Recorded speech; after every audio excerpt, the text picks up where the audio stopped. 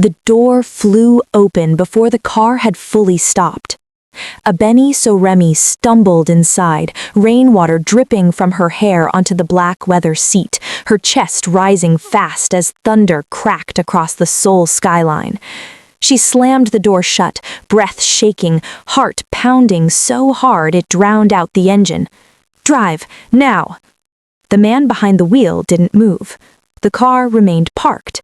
Abeni looked up sharply. "I said, drive!" Instead of obeying, the driver calmly reached forward and turned off the hazard lights. The interior fell into a tense silence, broken only by the rain battering the windshield. "You're in the wrong car," he said. Abeni froze. She turned slowly, really looking at him for the first time. He wasn't dressed like a chauffeur. No uniform, no logo, just a plain dark jacket, clean but inexpensive, his sleeves rolled back to reveal strong wrists. His face was calm, almost unreadable, but his eyes, those were sharp, too sharp for a random driver. Her phone buzzed again. She glanced down. Another message from her uncle. "You have 10 minutes. If you don't agree to the marriage tonight, the board will vote you out." Her fingers tightened around the phone. "I'll pay, double," she said quickly, voice low. The man tilted his head slightly. "That's not the problem." "What is then?" she snapped, irritation breaking through the panic. He hesitated, then said evenly, "You were on the phone just now." Her breath caught. "And?" she challenged. "You said," he continued, voice steady, "I just need a husband, even a fake one, just for the paperwork." Abeni's blood ran cold. The rain outside grew heavier, streaking down the glass like the city itself was watching. She locked eyes with him. "You were listening. You weren't exactly whispering." Silence stretched. Then he did something unexpected. "I can help you," he said. Abeni laughed sharply, humorless. "Help me how? By driving faster?" "No," he replied, "by marrying you." The word hit harder than the thunder outside. She stared at him, incredulous. "You've lost your mind." "Maybe," he said calmly, "but you need a husband tonight, and I need a wife." Her laugh died. "Why would you need a wife?" He met her gaze fully now. "Because my family won't stop interfering in my business unless I'm married." Abeni searched his face for mockery. There was none. "You don't even know my name," she said. "Then let's start there. Kang Dae's son." She hesitated only a second before answering. "Abeni Soremi." His eyes flickered, just briefly, but she noticed. "Soremi," he repeated softly. She stiffened. "You know my family?"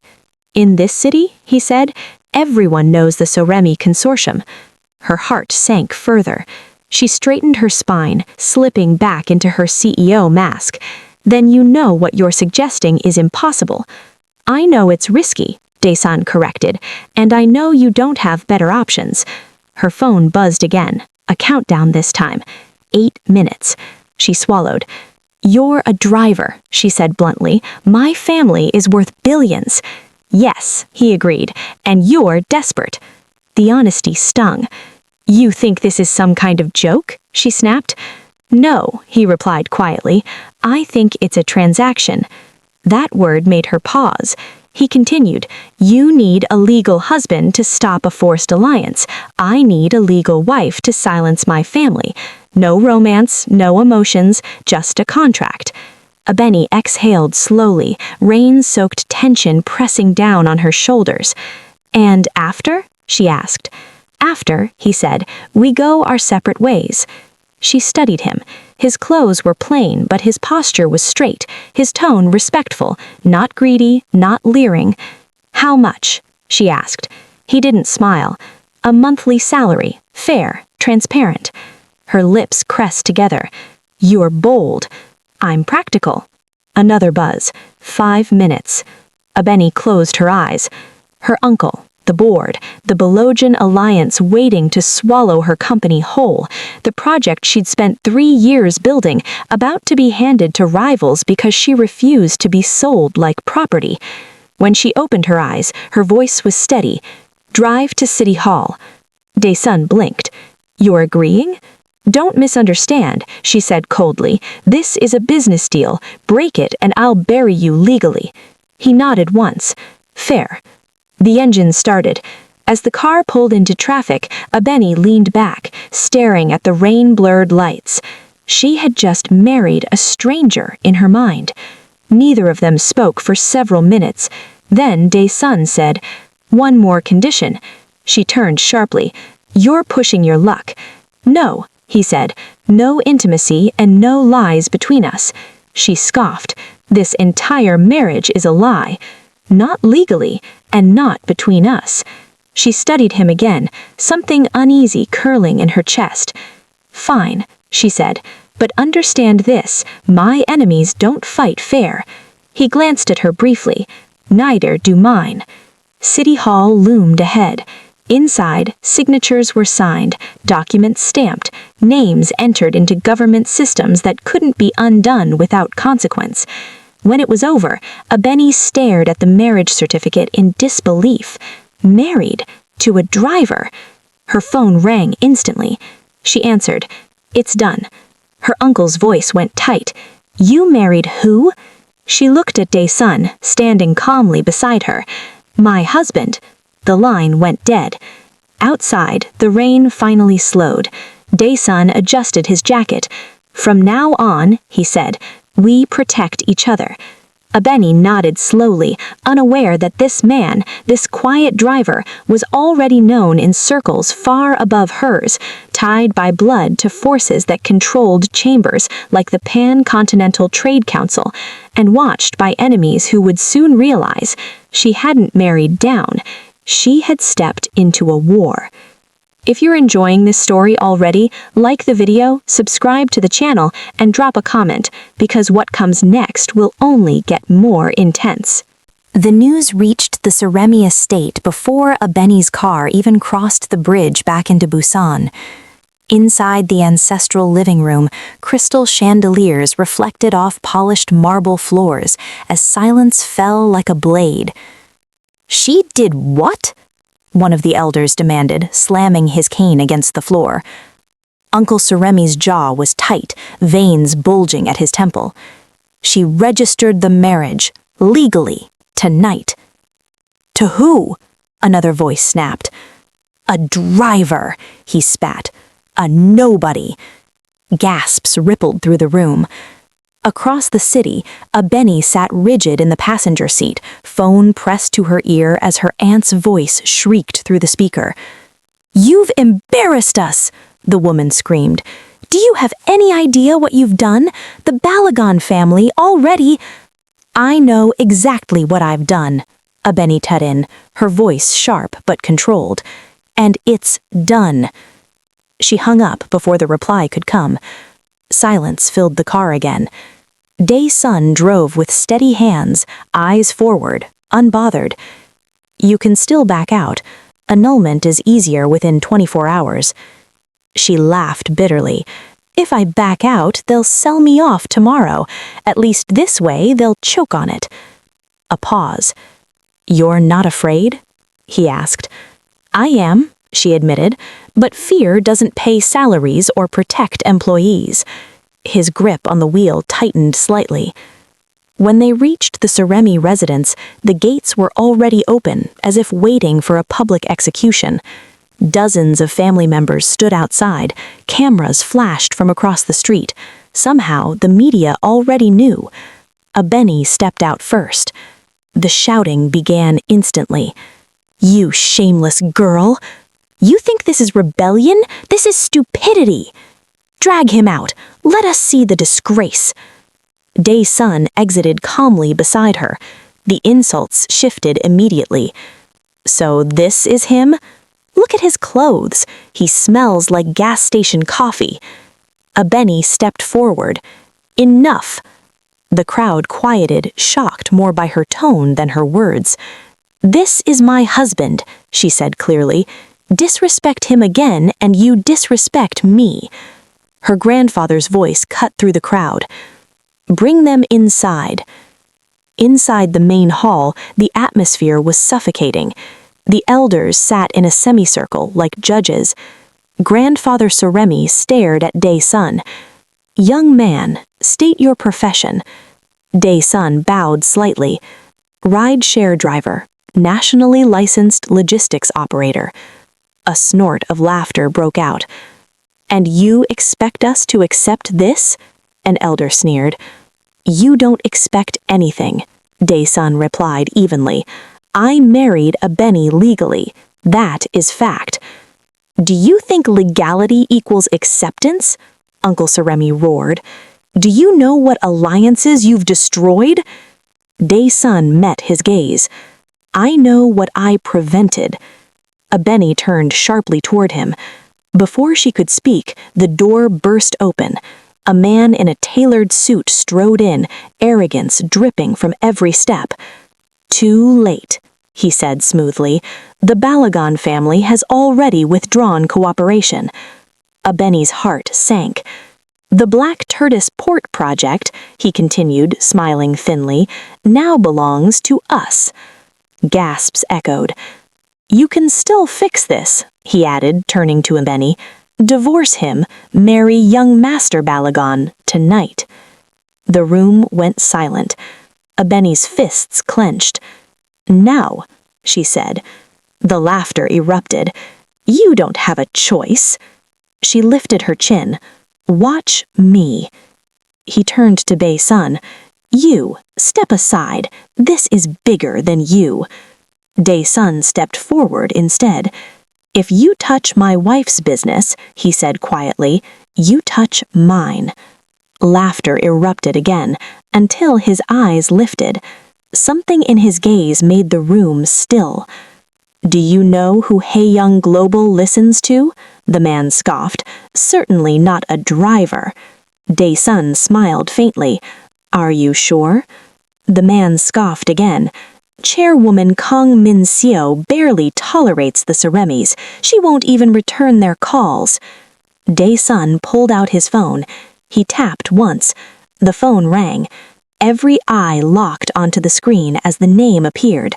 Kang Min-seo. The call connected. "Yes?" a woman's voice answered, sharp and authoritative. Dae-sun spoke calmly. "Nuna." The room froze. There was a pause, then her voice softened. "You're finally calling me." A Benny's breath caught. The man in the suit stumbled back a step. "That's impossible." "Put the speaker on," Min-seo said. Dae-sun complied. "This is Kang Bin-seo, who is threatening my brother's wife." Chaos erupted. Uncle Suremi's face went pale. The Balagon representative's mouth opened and closed without sound. A Benny stared at Dae-sun, shock crashing through her like a wave. "Brother?" Min-seo continued coldly. "The Black Tortoise Port is suspended. Any family applying pressure on the Suremi Consortium will answer to Haeyoung Global." The line went dead. Silence followed. Then, uproar. "Brother? A driver?" A Benny grabbed Dae-sun's sleeve, dragging him aside. "You said you were a driver." "I am," he replied calmly, "among other things." Her voice shook. "You're related to her." "Yes." "Why didn't you say anything?" "You didn't ask," he said simply. The elders erupted into heated arguments. Grandfather Suremi rose slowly. "Everyone leave us alone." When the hall cleared, he studied Dae-sun deeply. "You're hiding more," the old man said. Dae-sun met his gaze. "Yes." A Benny felt something shift inside her, fear, anger, and an unfamiliar flicker of trust colliding. "This marriage," Grandfather said, "has already changed our fate." He looked at a Benny. "And you have chosen a dangerous husband." She glanced at Dae-sun. For the first time since getting into the wrong car, she wondered, who did I really marry? The silence after the call felt heavier than the shouting before it. A Benny could still hear Chairwoman Kang Min-seo's voice echoing in her head. calm and absolute, as if she had just flicked a finger and reshaped the future of the Surremi consortium. She turned slowly toward Dae-sun. "Your sister," she said carefully, "controls half the ports in this country." "Yes," he replied. "And you drive strangers around for a living." He met her eyes. "That part is also true." Her laugh came out sharp, almost hysterical. "Do you have any idea how insane that sounds?" "I do." Before she could say more, Uncle Surremi stormed forward, his composure shattered. "You deceived us," he shouted at Dae-sun. "You tricked your way into this family." Dae-sun didn't raise his voice. "I married your niece legally. There was no deception in that. You hid your background. I hid nothing that affected the contract. The agreement was to be a husband on paper, not a resume submission." Abeni sucked in a breath, torn between relief and anger. Grandfather Surremi lifted a hand, silencing the room. His gaze was sharp, calculating. "You called Kang Min So Nuna, but blood ties alone don't make someone answer a call like that." Dae-sun inclined his head slightly. "We share more than blood." The implication landed hard. Outside, engines roared. The Balagon family's convoy was leaving, doors slamming in frustration. Their leverage had evaporated in seconds. Abeni felt her knees weaken slightly. She lowered herself into a chair. "Then why marry me?" she asked quietly, eyes locked on Dae-sun. "If you have power like this, why step into my mess?" For the first time, he hesitated.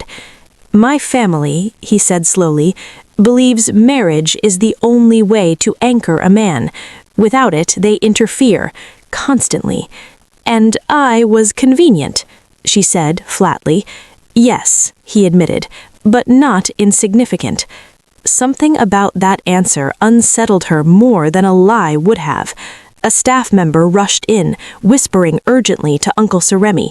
His face darkened. "The stock exchange," he said grimly. "Rumors are spreading that Abeni married a nobody. Our shares are dipping." Abeni closed her eyes. Even with Haeyang Global's backing, perception still mattered. "Let them dip," Dae-sun said calmly. "They'll rise again." Uncle Surremi rounded on him. "You speak like you own the market." "I don't, but I know who does." The room went quiet again. That night, Abeni sat alone in her bedroom, staring at the ceiling. Her phone buzzed non-stop, messages from board members, cousins, politicians pretending concern. She ignored them all. A knock came at the door. "Yes?" she called. Dae-sun stepped in, awkward, hands in his pockets. "We should talk," he said. She gestured to the chair. "Start explaining." He sat, posture straight. "I won't lie to you. My life isn't simple. Being associated with me will attract attention. Enemies." She laughed sharply, almost hysterical. "That ship sailed when I was born a Surremi." "Still," he said, "if you want out, I'll cooperate." She studied his face, searching for arrogance. There was none, just certainty. "I saved my company today, whether intentional or not." "Yes," he said. "And tomorrow?" "Tomorrow," he said, "they'll try again." As if summoned by his words, her phone rang. Unknown number. She answered. "Hello?" A smooth male voice replied, amused. "Miss Surremi, congratulations on your marriage." Her grip tightened. "Who is this?" "A friend," the voice said, "and a representative of the Balagon family." Dae-sun leaned forward slightly, listening. "You humiliated us tonight. Do you think this ends here?" "It ends when you stop interfering," Abeni replied coldly. The man chuckled. "You married a shield, not a sword." Dae-sun reached out, gently taking the phone from her. "This is Kang Dae-sun, and you're mistaken." A pause. Then the voice hardened. "You think your sister can protect you forever?" No, Dae-sun replied. I protect myself. The line went dead. Benny stared at him. You didn't have to do that. Yes, he said. I did. She looked away, emotions tangling in her chest. The next morning, headlines exploded. Suremi Harris marries driver. Billion-dollar dynasty in chaos. Cameras crowded the gates again. At breakfast, Grandfather Suremi slammed the paper down. They're coming for us. Let them, Dae-sun said, sipping tea calmly. Benny watched him carefully. You're too calm. This is still the opening move, he replied. As if summoned by his words, a black car arrived. A man stepped out, elderly, dignified, wearing a simple coat that somehow radiated authority. Gasps rippled through the room. Dr. Edemier, someone whispered. The medical sage entered without a greeting, his eyes fixed on Benny. I'm here to announce that I am terminating all cooperation with the Suremi Consortium. Benny's heart dropped. And, he continued, I will support the Balagon family instead. Shock exploded through the room.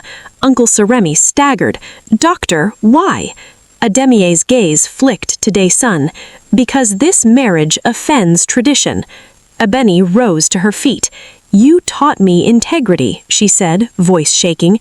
Is this integrity? Integrity does not bow to chaos, he replied. Before Benny could respond, Dae-sun stood. Dr. Edemier, he said quietly, do you remember my grandfather? The old man stiffened. Silence fell. You were his student, Dae-sun continued. You swore an oath. Edemier's face paled. That man is gone. No, Dae-sun said. He's coming. A distant engine rumbled outside. Benny's breath caught as she realized this wasn't over. It was escalating. The engine outside didn't roar. It purred. Slow, heavy, confident. Dr. Adeyemi's fingers trembled as the sound drew closer, his jaw tightening as if he already knew what or who was stepping onto the Suremi estate. Benny followed his gaze toward the doorway, her heartbeat thudding in her ears. The doors opened. An old man walked in. He wasn't tall, he wasn't flashy. His clothes were plain, almost old-fashioned, and his steps were measured. But the moment his foot crossed the threshold, the room seemed to shrink around him. Every staff member bowed instinctively. Every elder straightened. Even Dr. Adeyemi took an involuntary step back. Master, Adeyemi whispered. The word fell like thunder. Benny's breath caught. She turned to Dae-sun, whose posture had changed, subtly but unmistakably. His shoulders were straight now, his eyes steady. The old man's gaze swept the room before landing on Adeyemi. So, he said calmly, this is how you repay your oath. Adeyemi dropped to his knees. The sound echoed. I was wrong, the doctor said hoarsely. I was blinded by pressure, by politics. The old man didn't raise his voice. You were blinded by fear. Benny stood frozen, unable to process the reversal unfolding in front of her. The man turned slightly, his eyes landing on her. You must be the wife, he said. She swallowed. Yes, sir. A faint smile touched his lips. Good. Good? Before she could ask what that meant, he turned back to Adeyemi. Stand, the old man ordered. Adeyemi hesitated. I said, stand. The doctor rose shakily. You will publicly retract your statement. You will restore cooperation with the Suremi Consortium, and you will do so without charge. Adeyemi bowed deeply. For life. Murmurs erupted around the room. Benny felt dizzy. The old man turned to Dae-sun. You've caused enough trouble. Yes, grandfather, Dae-sun replied calmly. Her head snapped toward him. Grandfather? The old man sighed. You always did enjoy hiding. Benny's chest tightened. She felt like she was standing in the middle of a storm she hadn't seen forming. The old man's gaze softened as he looked at her again. You chose him under pressure. Yes, Abeni admitted, but I don't regret it. The old man studied her for a long moment. Good, he repeated. Then you're worthy of what comes next. Dr. Adeyemi turned to Abeni, his eyes filled with shame. I will correct this immediately. The market will respond. As if on cue, Uncle Suremi's phone buzzed. He stared at the screen, stunned. The stock, it's stabilizing. Another buzz. It's climbing. Abeni sank back into her chair, relief crashing over her like a wave she hadn't realized she was holding back. The old man turned toward the elders. Anyone else wishes to challenge this marriage? Silence. Heavy. Absolute. That evening, the estate buzzed with frantic activity. Calls were made, statements drafted, damage control initiated. In the quiet of the garden, Abeni finally cornered Dae-sun. Your grandfather, she said, struggling to keep her voice steady, could destroy entire industries with a sentence. Yes, and you let me think you were just a driver. I was, he said simply, for a time. She shook her head. You let my family insult you. I didn't mind. Why? She demanded. Why not stop it sooner? Because, he said, meeting her gaze, people reveal themselves when they think you're powerless. She exhaled slowly. Does this marriage still feel like a transaction to you? She paused. Less than before, he admitted. That unsettled her more than any revelation so far. The next morning the news broke again, but this time the tone had changed. Medical sage reaffirms loyalty to Soremi Consortium. Mysterious figure seen at estate. Phones rang non-stop, but the pressure didn't stop. A message arrived for Abeni late that night. Private, direct. You think one old man can shield you? Her fingers went cold. Another message followed. We're sending someone. She showed Dae-sun. He read it once, then looked up calmly. They've hired muscle. Her stomach tightened. How serious? He considered. Serious enough to spend millions. She laughed bitterly. Of course they did. He stood. Stay inside tonight. She stood with him. I'm not hiding. His gaze softened. Then stay close. Later, as night settled thick and dark over the estate, these security alarms screamed. Abeni ran to the balcony. Below, shadows moved. Fast. Too fast. Guards were already down. Her heart pounded as Dae-sun stepped forward, calm as ever. Call your grandfather, she whispered urgently. He shook his head. Not yet. She stared at him. This isn't business anymore. He glanced at her, eyes sharp. It never was. The first attacker vaulted over the wall, then another, then 3 more. Abeni's breath caught. Dae-sun rolled his shoulders once, loosening them like a man preparing for a long day's work. Stay behind me, he said quietly. She didn't argue, because for the first time since entering the wrong car, she believed him. And far away, powerful eyes watched the chaos unfold, smiling as the first true test of the marriage began. The first attacker didn't even touch the ground. He vaulted the wall, boots barely scraping stone, and lunged forward with a blade glinting under the security lights. Abeni screamed. She never saw Dae-sun move. One moment he was standing in front of her, the next his arm snapped out, precise and brutal. The attacker's wrist twisted at an impossible angle. The blade clattered to the ground. A sharp crack followed, bone meeting stone, and the man collapsed without another sound. Abeni's breath locked in her chest. 2 more attackers rushed in from opposite sides. Dae-sun, she shouted. He stepped forward instead of back. The night filled with motion, clean, efficient, terrifying. A punch landed at the exact point beneath a rib. A knee struck a thigh, dropping another man instantly. A third attacker swung wildly, panic replacing confidence. Dae-sun caught his arm, leaned in, and whispered something Abini couldn't hear. The man's eyes widened in horror. Then he went limp.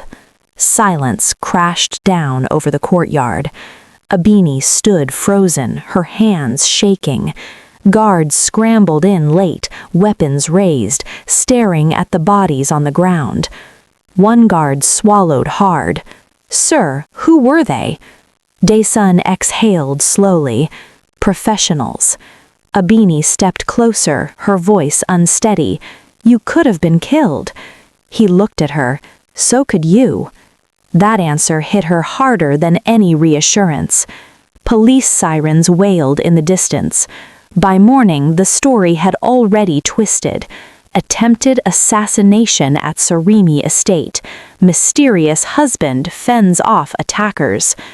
Inside a quiet room, Abini sat across from Dae-sun, staring at the bandage on his knuckles. "You fight like someone who's done this before," she said softly. "I have." "How many times?" He didn't answer. She looked down. "Those men weren't here for me alone, were they?" "No." Her throat tightened. "They were testing you." "Yes." "And?" she asked. "They failed." Later that afternoon, Dr. Adeyemi returned, this time pale and shaken. The Balogan family has denied involvement, but this level of force, it's not just them. Grandfather Sarimi sat at the head of the table, fingers steepled. "Then who?" Dae-sun spoke calmly. "Someone older, someone patient." Abini frowned. "You're talking in riddles." He looked at her. "Do you know why your rivals wanted you married into their family so badly?" She hesitated. "Control." "Yes, but also access." "To what?" "To you." Her pulse quickened. "I don't understand." Before he could answer, Uncle Sarimi burst in, face flushed. "We have a new problem." Everyone turned. "The Pan-Continental Trade Council has issued a preliminary notice. They're reviewing our eligibility." Abini stiffened. "Because of the marriage." "Yes," Uncle Sarimi snapped. "They don't like uncertainty." Dae-sun stood. "Then we remove it." Grandfather raised a brow. "How?" "I'll attend the council session." Abini's head snapped up. "You can't just walk into that room." "I can, and I will." That night, Abini couldn't sleep. She sat on the edge of the bed, staring at the faint light slipping through the curtains. "Are you afraid?" Kiwili asked quietly from across the room. She nodded. "Not of losing money or power, of becoming a pawn." He was silent for a long moment. "You aren't," he said finally. She looked up. "How do you know?" "Because pawns don't choose," he replied. "You did." Her chest tightened. The next morning, the Trade Council building loomed like a fortress of glass and steel. Inside, the air was cold, formal, ruthless. Abini walked beside Dae-sun, every step drawing whispers. "That's him, the driver, the one who fought off assassins." At the center chamber, the chairwoman sat elevated, expression unreadable. "You're causing trouble again," she said. He smiled faintly. "Only where trouble already exists." Representatives rose one by one, voices sharp. "This marriage destabilizes the market. This man lacks credentials. This union threatens balance." Abini's nails dug into her palm. Then Dae-sun spoke. "You're afraid," he said calmly. The room went still. "You're afraid because a system built on inheritance and secrecy doesn't know where to place me, and because my wife refuses to kneel." Murmurs erupted. One man sneered. Bold words from a driver. Dae-sun met his gaze. "Drivers see everything." The chairwoman raised her hand. "Enough." She looked at Abini. "Do you stand by this marriage?" Abini stepped forward, heart pounding. "Yes." even if it costs you everything. Abeni glanced at Dae-sun, then back at the chairwoman. Yes. Silence followed. Finally, the chairwoman exhaled. The council will delay judgment. Relief and frustration collided. Outside, reporters surged forward. Abeni felt the weight of it all pressing down on her shoulders. They won't stop, she said quietly. Dae-sun nodded. No. And you, she asked, will you? He looked at her, expression unreadable. I've only just stepped into the light. Far away in a dim hall lined with ancient symbols, a man smiled. So, he murmured, watching footage of the council chamber, so the Martial King has revealed himself. Shadows stirred behind him. The game had truly begun. The first thing Abeni noticed was the silence. Not the calm kind, but the kind that came before something broke. The Suremi estate was quieter than it had ever been. Guards doubled, cameras adjusted, phones buzzing with half-formed rumors that no one dared say aloud. Ever since the attempted assassination, people looked at Dae-sun differently, no longer with mockery, with caution, fear. Abeni stood by the window, arms folded tightly. You knew this would happen, she said without turning around. Yes, Dae-sun replied from behind her. You knew the attacks wouldn't stop. Yes. And you still married me. Yes. She turned sharply. Why? For a long moment he didn't answer. Because, he said finally, they would have come for you whether I married you or not. Her breath caught. They wanted control, he continued. Your family, your company, and eventually, you. Abeni felt cold settle in her chest. You're saying the marriage didn't start the war? No, he said. It exposed it. Before she could respond, Uncle Suremi burst into the room again, face tight. The Lin Consortium has made a move. They're backing the Bologans openly now. Abeni's stomach dropped. The northern capital families? Yes, Uncle Suremi snapped. And worse. The lights flickered. Then the power went out. Emergency lights snapped on seconds later. Dae-sun was already moving. Stay here, he said. I'm not... He grabbed her wrist gently but firmly. Please. She nodded, heart pounding. Outside, footsteps echoed, heavy, confident. A slow clap sounded from the hallway. So, this is the famous driver? A voice drawled. A tall man stepped into the emergency lighting, suit immaculate, smile sharp. Lin Seok-jin, Uncle Suremi breathed. The man inclined his head. An honor. His gaze slid to Dae-sun. You've caused quite a mess. Dae-sun met his gaze calmly. You sent assassins. Seok-jin chuckled. I sent a message. You answered. Abedi stepped forward. You don't get to decide my life. Seok-jin's smile wider. Everyone's life is decided by someone. Dae-sun's eyes hardened. Leave. Seok-jin laughed. You think you're in a position to make demands? He snapped his fingers. The air shifted. Men stepped out from the shadows, silent, disciplined, terrifyingly calm. Abeni felt her knees weaken. How many? She whispered. Enough, Seok-jin said lightly. This ends tonight. Dae-sun exhaled slowly. He rolled his sleeves up. The room exploded into motion. The first man lunged. Dae-sun sidestepped, striking once, precise and devastating. Another came from behind. He spun, elbow cracking against a jaw. Abeni screamed as a third attacker rushed toward her. Before he reached her, Dae-sun was there. The impact sent the man flying into a pillar. Seok-jin's smile faded. You really are him, he murmured. Dae-sun froze. Who? Abeni shouted. Seok-jin's eyes gleamed. The Martial King. The words hung in the air like a death sentence. The remaining attackers hesitated. Dae-sun straightened slowly. Yes, he said calmly, I am. Abeni stared at him, shock ripping through her. Seok-jin laughed softly. We wondered how long you'd hide. I was hoping longer, Dae-sun replied. Seok-jin gestured. The Rakshasa order won't tolerate this. Dae-sun's gaze sharpened. I was wondering when you'd admit working for them. The name made Uncle Suremi blanch. Abeni whispered, "What is he talking about?" Dae-sun didn't look away. An organization that thrives on chaos. Seok-jin's smile vanished. Kill him. The attackers moved again, but this time they didn't stand a chance. Dae-sun moved like something unleashed. It was no longer a fight, it was execution. When it ended, bodies lay scattered across the floor. Seok-jin staggered back, breathing hard. "You think this changes anything?" he spat. "They'll come, all of them." Dae-sun stepped closer, voice low. "Tell them I'm done hiding." Seok-jin fled.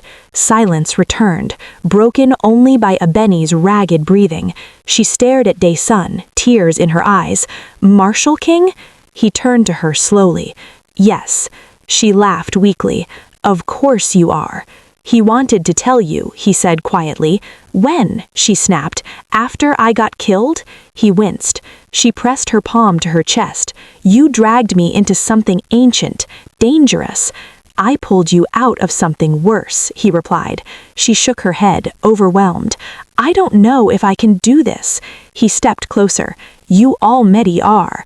Sirens wailed in the distance again. As guards rushed in, Abeni realized something terrifying. This marriage had stopped being fake, and the war had only just begun. The estate smelled like smoke and disinfectant. By morning, the bodies were gone, the walls scrubbed clean and statements carefully rewritten. Officially, there had been a security breach. Unofficially, everyone knew something far bigger had happened. Abeni sat alone in the study, hands wrapped tightly around a cup of untouched tea. Her reflection stared back at her from the darkened window, eyes tired, jaw set. A woman who had crossed a line she could never step back from. The door opened softly. Dae-sun stepped in, no longer wearing the calm mask from before. His movements were slower now, heavier, as if the weight of the night had finally settled on his shoulders. "You should sleep," he said. She didn't look at him. "If I close my eyes, I'll see it again." He nodded. "That won't stop." Her fingers tightened around the cup. "You're not just fighting families, you're fighting history." "Yes." "And people die when history resists." "Yes." She finally turned to him, eyes glistening. "Then why bring me into it?" He met her gaze fully, no deflection this time. "Because you were already in it. You just didn't know." She scoffed bitterly. "I was negotiating contracts, not dodging assassins." "You were a threat," he replied. "Independent, uncontrollable. That's why they wanted to marry you off." Silence stretched between them. "So the fake marriage," she said slowly, "was never really fake to them." "No," he admitted, "it was unacceptable." Her voice dropped. "And to you?" He hesitated. "It was necessary," he said, "at first." Her chest tightened. "And now?" Before he could answer, Grandfather Suremi entered, leaning heavily on his cane. "You two will come with me," the old man said. "There's something you both need to hear." They followed him into a private room deep within the estate, one Abeni had never been allowed into before. The old man sat slowly. "The name Marshal King," he said, "is older than this country." Abeni swallowed. "It was a title," he continued, "given to those tasked with dismantling hidden powers that prey on nations. The Rakshasa order is one of them." Abeni's breath shook. "And Dae-sun?" "He was born into it," the old man said, "trained for it." She turned to Dae-sun, her voice barely a whisper. "Did you ever have a choice?" "No," he said honestly. The old man sighed. "Which is why your marriage matters more than you realize." Abeni frowned. "How?" "The Rakshasa order doesn't attack soldiers' families. They attack leverage." Her blood ran cold. "You," the old man continued, "are leverage." Abeni stood abruptly. "Then this ends. We divorce." Dae-sun looked at her sharply. No. You don't get to decide that, she snapped. He stepped forward. Divorce makes you vulnerable. Married, you're protected by law, by alliances, by blood. She laughed bitterly. So I stay married to survive? Yes, he said quietly. The old man nodded. For now. Abini felt anger surge. You're asking me to sacrifice my life. No, Dae-sun said. I'm asking you to share mine. The words hit her harder than any revelation before. Before she could respond, alarms sounded again, but this time they weren't from the estate. Uncle Saremi rushed in. The trade council session, emergency vote. Abini's heart dropped. Now? Yes, he said. They're trying to expel us before the news leaks. The council chamber buzzed with tension. Whispers rippled as Abini and Dae-sun entered together. Seok-jin wasn't there. Instead, unfamiliar faces filled the seats, cold, calculating. The chairwoman's gavel struck. We are here to decide whether the Saremi consortium remains eligible. A representative rose. The attempted violence proves instability. Another added, and this man, this so-called martial king, brings danger. Abini stepped forward before Dae-sun could stop her. You talk about danger, she said, voice shaking but strong, but you profit from it. You sell stability while feeding on chaos. Murmurs erupted. She continued, you married a man you couldn't control. That's the real issue. A man sneered. Then prove your independence. How? She demanded. Divorce him, the man said. Here, now. Silence fell. Abini turned to Dae-sun. This was the moment. She saw it in his eyes. Resignation, not fear. She took a breath. No, she said. The word echoed. Gasps filled the chamber. I won't trade my freedom for your approval, Abini continued, and I won't abandon my husband because he scares you. The chairwoman watched her intently. Abini's voice steadied. You want stability, then accept that the world is changing. Silence. Then the chairwoman spoke. The vote is suspended. Uproar exploded. She raised her hand, pending further review. Outside, reporters swarmed again. Abini exhaled shakily. That was reckless, Dae-sun said quietly. She laughed weakly. I learned from you. That night, they stood on the balcony together, the city glowing below. You could still walk away, he said. She looked at him. Would you let me? Yes. She shook her head. Then I won't. He turned to her, surprise flickering across his face. Whatever this started as, she said softly, it's real now. He nodded slowly. Far away, deep beneath an ancient compound, figures gathered. The martial king has chosen, one voice hissed. Another replied, then so has his queen. The final war was coming. The warning came at dawn, not through threats, not through assassins, through silence. The markets didn't open on time. 3 major financial hubs froze simultaneously. Private communication lines across the northern capital flickered, then went dark. Inside the Saremi estate, screens lit up one after another with the same message, an empty black field, then a single crimson symbol. Abeni stared at it, her blood turning cold. That symbol, she said slowly, it's not corporate. Dae-sun was already standing. It's a declaration. Grandfather Saremi leaned heavily on his cane. He said, the Rakshasa order doesn't negotiate, they announce. Outside, helicopters thundered overhead. Within an hour, the world knew something was wrong. News anchors spoke in hushed tones. Governments issued vague statements. Powerful families locked down estates and vanished from public view. The chairwoman of the Pan-Continental Trade Council requested an immediate private meeting. When Abeni and Dae-sun arrived, the room was stripped bare. No aides, no recordings, no ceremony. You've crossed a line, the chairwoman said bluntly. Dae-sun met her gaze. They crossed it first. She exhaled sharply. "You're forcing us to choose." Abeni stepped forward. "No, they are." Silence followed. Then the chairwoman looked at Abeni. "If this ends badly, you lose everything." Abeni didn't hesitate. "If I step back now, I lose myself." The chairwoman studied her for a long moment. Finally, she nodded.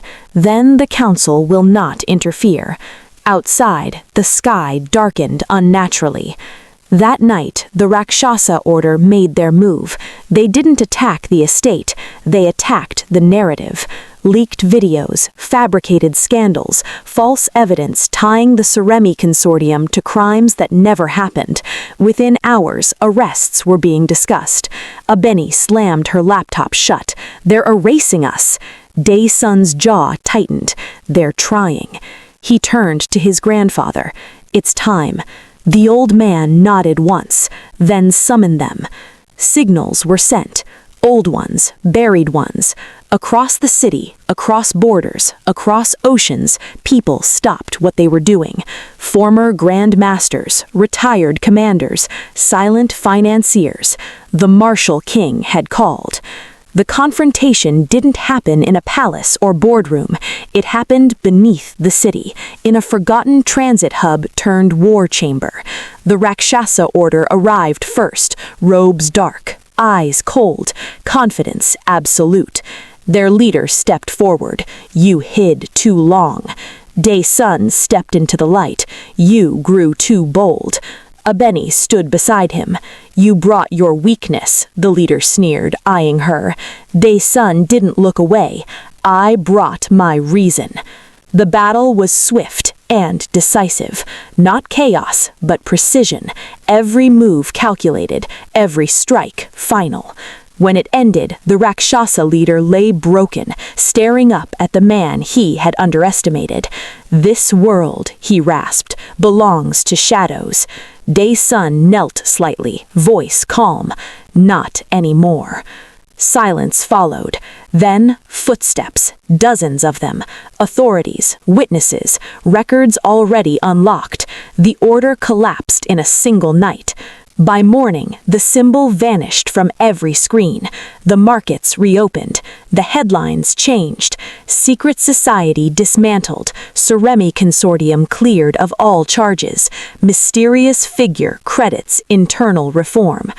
Weeks later, the Suremi estate was quiet again, peaceful, almost deceptively so. Abeni stood in the garden, watching workers prepare the grounds. "What are they doing?" she asked. Dae-sun joined her. "Setting up." "For 4?" He smiled faintly. "Our wedding." She raised a brow. "We're already married." "That was survival," he said. "This is choice." She studied him carefully. "No contracts? No conditions. No secrets."